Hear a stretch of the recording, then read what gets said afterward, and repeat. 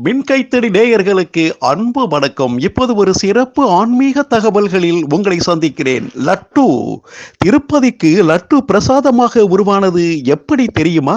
வாருங்கள் பார்க்கலாம். திருப்பதி செல்பவர்கள் லட்டு பிரசாதம் இல்லாமல் மலையிறங்க மாட்டார்கள். அந்த வகையில் திருப்பதி பெருமாள் கோயிலில் வழங்கப்படும் லட்டு நமது வாழ்க்கையில் பின்னி பிணைந்துள்ளது.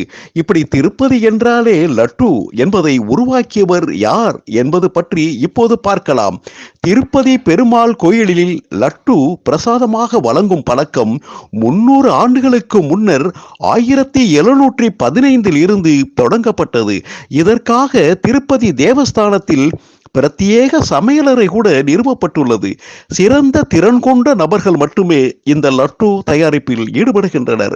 ஒரு நாளில் முதலில் தயாரிக்கப்படும் லட்டு பெருமாளுக்கு வைத்து படைக்கப்படுகிறது.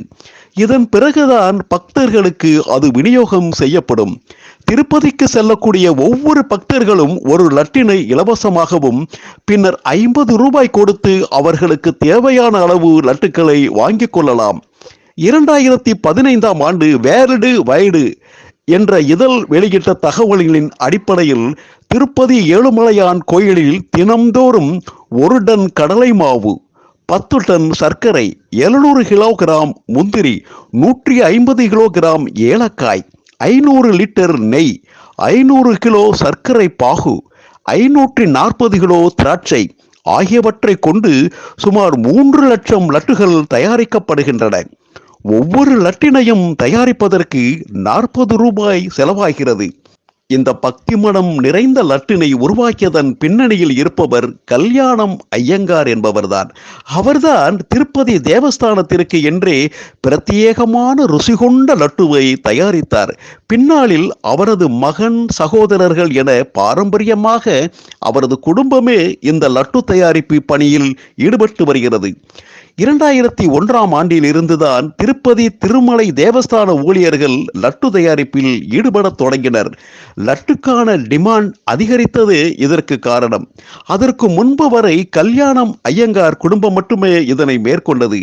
கல்யாணம் ஐயங்கார் என்பவர் ஸ்ரீமான் பூதேரி பத்தங்கி ஸ்ரீனிவாச ராகவன் என பெயர் கொண்டவர். இவர் பூதேரி என்ற கிராமத்தில் பிறந்தார். பின்னாளில் இவர் திருப்பதி தேவஸ்தானத்திலேயே தன் குடும்பத்தினருடன் தங்கி கோயிலுக்கு சேவையாற்ற தொடங்கினார். ஒரு நாள் அதிக செல்வ வளம் கொண்ட ஒரு நபர் திருமலையில் தன்னுடைய கோரிக்கையை கடவுள் நிறைவேற்றினால் லட்டு தயாரித்து திருமாலின் திருக்கல்யாணத்தில் பங்கேற்கும் பக்தர்களுக்கு வழங்குவதாக வேண்டிக் கொண்டார். அப்படி அவருடைய வேண்டுதல் நிறைவேறியதை அடுத்து கல்யாணம் ஐயங்கார் அவற்றை தயாரித்து வழங்கியதாக சொல்கிறது. இப்படி பல பணக்காரர்களும் மிராசுதாரர்களும் திருப்பதி கோயிலில் தங்கள் வேண்டுதலை முன்வைத்து லட்டு பிரசாதமாக வழங்கத் தொடங்கினர். இப்படித்தான் லட்டு பிரசாதம் இங்கு புகழ் பெற்றது. திருப்பதி திருமலை தேவஸ்தானத்தில் 3 வகையான லட்டுக்கள் வழங்கப்படுகின்றன. ஆஸ்தானம் லட்டு, கல்யாண உற்சவம் லட்டு, புரோகதம் லட்டு. இதில் ஆஸ்தானம் லட்டு என்பது சிறப்பு பண்டிகை நாட்களில் தயாரிக்கப்படும் சிறப்பு விருந்தினர்களுக்கு மட்டுமே வழங்கப்படுகிறது. பிரதமர், ஒரு மாநிலத்தின் முதலமைச்சர், பிற நாடுகளைச் சேர்ந்த தலைவர்கள் ஆகியோருக்கு இந்த ஆஸ்தானம் லட்டு வழங்கப்படுகிறது. இது பொதுவாக 750 கிராம் எடை கொண்டதாக இருக்கும். கல்யாண உற்சவம் லட்டு என்பது கல்யாண உற்சவ சேவையில் பங்கேற்கும் பக்தர்களுக்கு வழங்கப்படுகிறது. புரோகதம் லட்டு அன்றாடம் கோயிலுக்கு வரும் வழக்கமான பக்தர்களுக்கு வழங்கப்படுகிறது.